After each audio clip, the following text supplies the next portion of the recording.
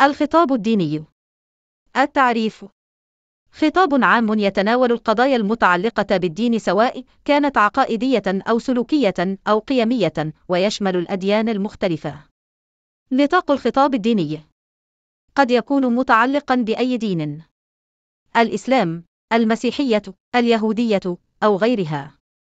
مرجعية الخطاب الديني يعتمد على النصوص الدينية أو الفهم الثقافي أو التراثي المرتبط بالدين. سمات الخطاب الديني: أكثر عمومية وشمولية، يركز على تأثير الدين في الحياة اليومية أو على القضايا الاجتماعية والأخلاقية.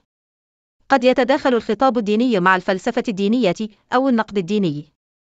تجاوزات تحدث في الخطاب الديني قد تؤدي إلى سوء الفهم أو الانحراف عن الأهداف الأساسية للخطاب الديني. ومن أبرز التجاوزات في الخطاب الديني: 1.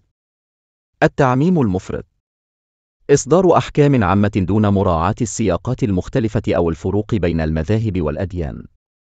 ربط تصرفات الأفراد بالدين ككل. 2.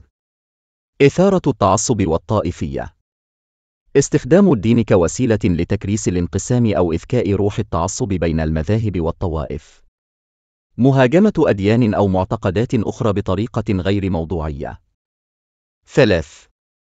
الخطاب العاطفي دون محتوى معرفي، الاعتماد على إثارة العواطف والمشاعر الدينية دون تقديم محتوى معرفي أو علمي رصين.